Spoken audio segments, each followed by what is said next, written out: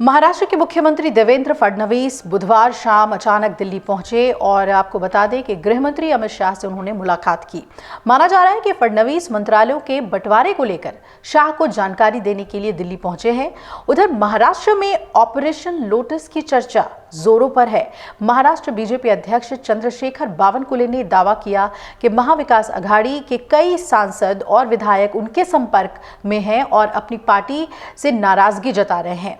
दावा तो यह भी किया जा रहा है कि राहुल गांधी और शरद पवार की पार्टी के कई विधायक बीजेपी में शामिल हो सकते हैं। हालांकि कांग्रेस ने इन दावों को खारिज कर दिया है।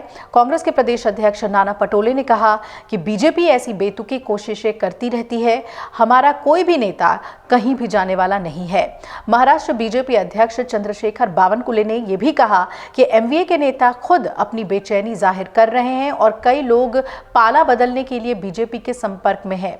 हाल ही में हुए विधानसभा चुनाव में कांग्रेस, उद्धव ठाकरे की शिवसेना और शरद पवार के नेतृत्व वाली एनसीपी ने सिर्फ 46 सीटें जीती, जबकि बीजेपी, शिवसेना और अजित पवार की एनसीपी ने मिलकर 230 सीटों पर कब्जा जमा लिया। चुनाव नतीजों ने एमवीए विधायकों के सत्तारूढ़ गठबंधन में जाने की अटकलों को हवा दे दी है। बावनकुले ने कहा है कि एमवीए के नेताओं को पार्टी बदलने के लिए मनाने का हमने कोई प्रयास नहीं किया है। बीजेपी के विकसित भारत विजन से जुड़ने के लिए कई नेताओं ने अपनी इच्छा जाहिर की है और हम उनका स्वागत करने के लिए तैयार हैं। जवाब कांग्रेस के नाना पटोले ने इस पर दिया और कहा कि बावनकुले का दावा जो है वो जवाब देने के लायक भी नहीं है। महाराष्ट्र के सभी कांग्रेस सांसद पार्टी के साथ हैं। हम नागपुर में महाराष्ट्र विधानमंडल के आगामी शीतकालीन सत्र में महायुति की वास्तविक स्थिति दिखाएंगे और इससे पहले बीजेपी नेता प्रवीण दारेकर ने संकेत दिया कि विकास अगर उनकी प्राथमिकता है तो शरद पवार के नेतृत्व वाली एनसीपी के कुछ सांसद पाला बदलकर बीजेपी में शामिल हो सकते हैं।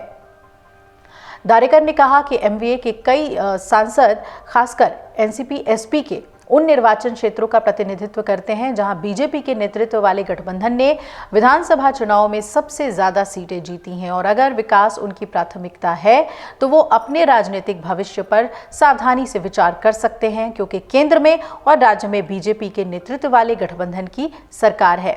इस पर प्रतिक्रिया देते हुए शरद पवार की पार्टी की नेता विद्या चौहान ने कहा कि बीजेपी के नेतृत्व वाली केंद्र सरकार का नीतीश कुमार और चंद्रबाबू नायडू जैसे नेताओं के साथ एक कमजोर गठबंधन है। सरकार को उनका समर्थन खोने का डर है।